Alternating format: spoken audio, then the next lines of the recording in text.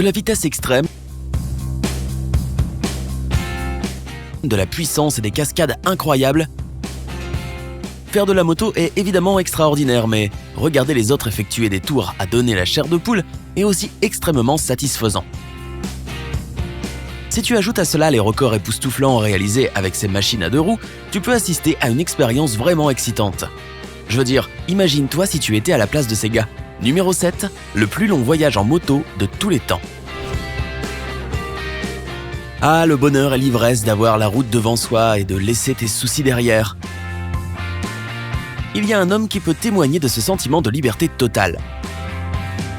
Il s'appelle Emilio Scotto et c'est un photojournaliste et écrivain qui a parcouru 735 000 km autour du monde sur sa moto.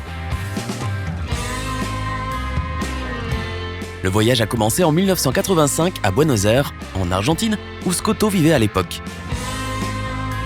Sur sa Honda Goldwing Interstate, surnommée Black Princess, il a visité environ 232 pays et pris plus de 90 000 photos de notre belle planète. Il a même réussi à se marier avec sa petite amie Monica Pino à New Delhi, en Inde, en 1991. Ensuite, sa femme est devenue son copilote pour le reste de son voyage qui a duré 10 ans, jusqu'à la fin en 1995. Il a fallu 47 000 litres d'essence, 1325 litres d'huile, 13 passeports remplis, 9 sièges remplacés et 2 moteurs pour accomplir ce voyage épique. Je pense que mes fesses auraient été usées plusieurs fois. En 2007, Scotto a publié un livre sur ses voyages intitulé The Longest Ride, rempli de photos et de détails sur son itinéraire. Ça a l'air chouette comme bouquin. Numéro 6. Regarde maman, sans les mains. Dans mon cas, ce serait très certainement mes dernières paroles. Faire de grandes distances à moto, c'est une chose, mais aller faire une balade sans toucher le guidon, c'en est une autre. Bien que le surnom de l'homme sans main ne s'applique pas réellement de manière concrète à Phil Comar, il a gagné cet étrange titre après avoir battu le record du monde de la plus longue conduite à moto sans les mains et sans s'arrêter. Le trajet a duré en tout 946 km. Imagine conduire une moto de Dallas au Texas à Albuquerque dans le Nouveau-Mexique sans toucher les poignets. Comment est-ce possible ? Eh bien, sa Harley-Davidson avait un réservoir de carburant supplémentaire de 42 litres et avait été modifié de telle sorte que Comar n'avait pas besoin d'utiliser l'accélérateur sur le guidon et pouvait contrôler la vitesse avec ses jambes. Numéro 5, la plus longue roue arrière. Si tu penses que seules les motos de course haut de gamme peuvent faire des choses incroyables, tu devrais peut-être y réfléchir à 2 fois. Certains préfèrent commencer petit et ensuite viser les étoiles. Prenons par exemple Masaru Abe, un célèbre passionné de scooter japonais qui a été le premier au monde à voyager avec un petit Yamaha Jog pendant 500 km sans interruption. Et sur une seule roue.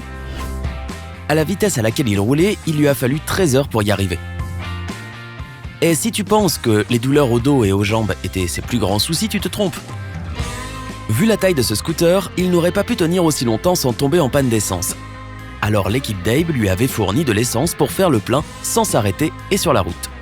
Le précédent détenteur du record était également un pilote japonais, Yasuyuki Kudo, qui avait pu rester sur une roue pendant 331 km en 1991.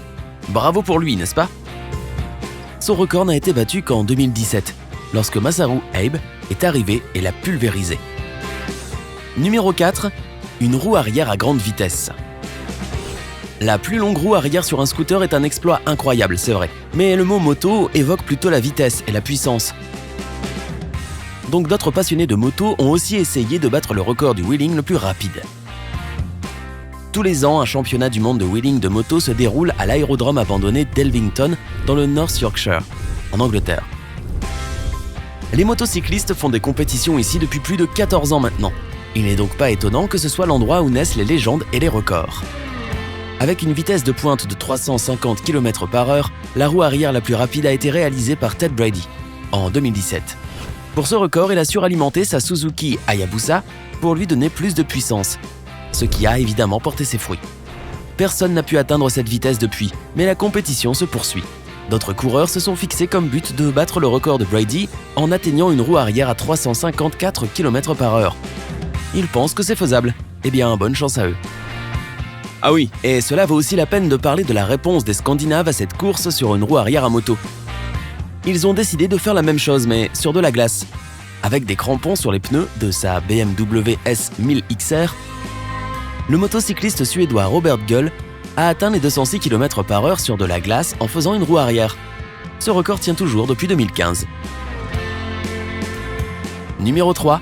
Une moto de surf. Sur de la glace, c'est trop facile. Et c'est donc de rouler sur l'eau et de surfer sur une vague à la place. Du moins, c'est probablement ce que le célèbre casse-cou Robbie Madison s'est mis en tête lorsqu'il a décidé d'essayer de modifier une moto pour aller faire un tour sur l'eau. Fixer des skis sur la moto était la partie la plus facile de tout son plan. Mais le plus dur a clairement été d'apprendre à chevaucher cette nouvelle créature aquatique. Même si Madison est un maître cascadeur, il a eu bien du mal à maîtriser la moto. Après tout, cette chose ne pouvait rester sur l'eau qu'à une vitesse de 48 km/h minimum. S'il n'atteignait pas cette vitesse, cette folle invention coulait directement. Pas évident.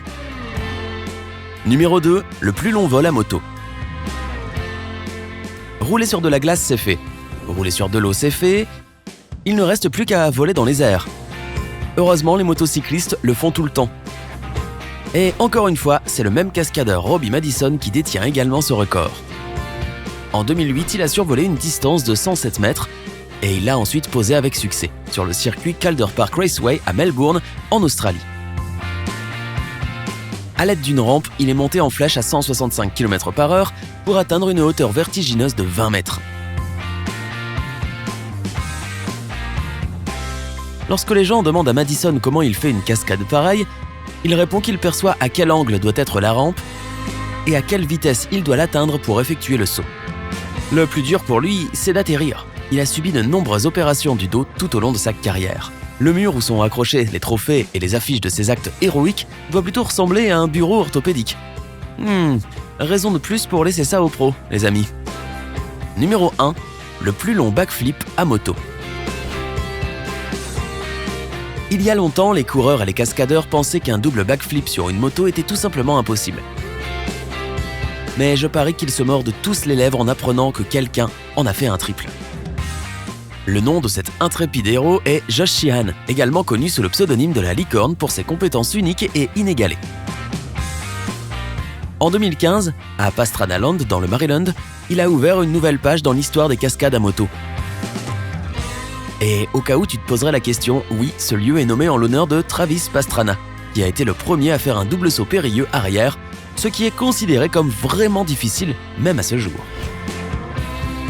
Lequel de ces records voudrais-tu battre si tu le pouvais? Fais-le moi savoir dans la section des commentaires. Moi, j'ai déjà épuisé mes 9 vies en sautant en parachute, alors je me contenterai de regarder, merci. N'oublie pas de donner à cette vidéo un j'aime, de la partager avec tes amis et de cliquer sur le bouton s'abonner pour rester du côté sympa de la vie.